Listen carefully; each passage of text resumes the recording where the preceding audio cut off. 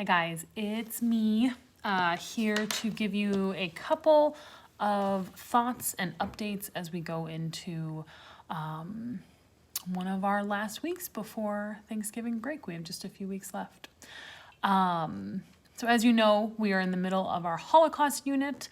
You guys are reading your personal Holocaust book.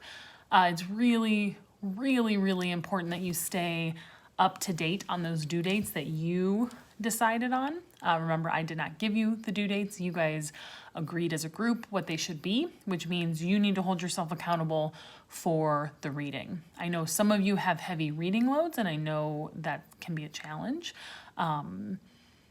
Use your group members, use an audiobook, use me as a resource if you need it. Whatever you do, try to finish your pages as best you can, okay?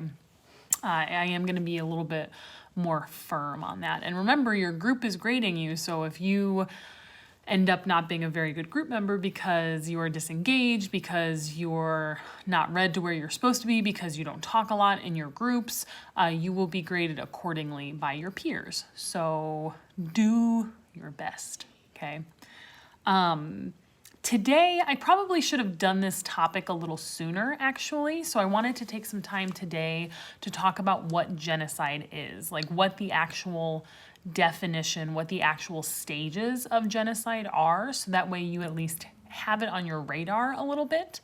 The Holocaust is one of probably the most well-known genocide in the Western world. It obviously happened during World War II, primarily against the Jewish population of Europe, but also against some other minority groups in Europe as well, like the Roma people, who are sometimes called gypsies, homosexuals, Soviet dissidents, political prisoners.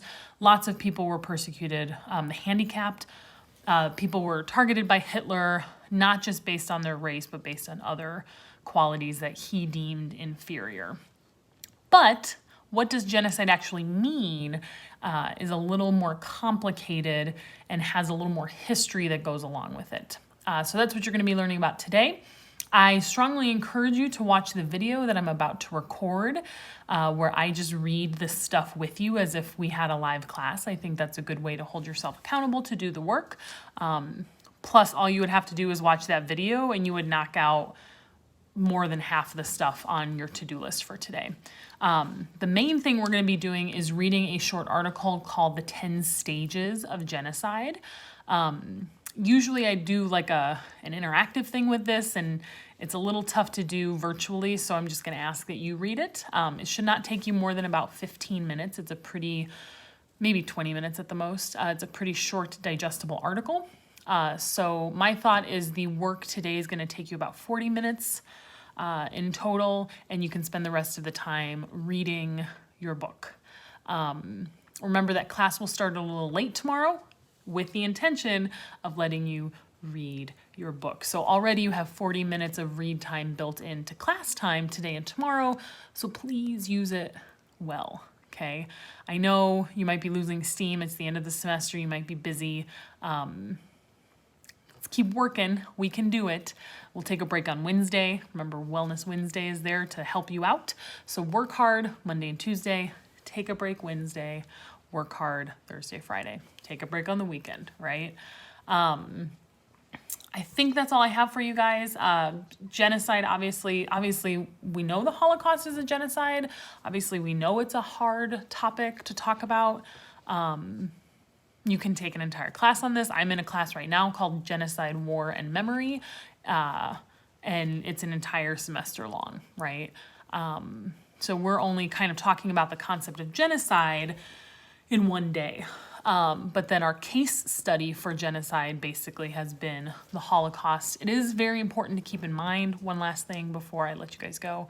One important thing to keep in mind is that genocide has happened throughout history, even before it had a name, right? It wasn't actually termed genocide until the middle of the 1940s. But certainly genocide had been happening before that. I think some historians disagree about whether or not you can apply modern terms to old history, but I do think that you should do that as a historian.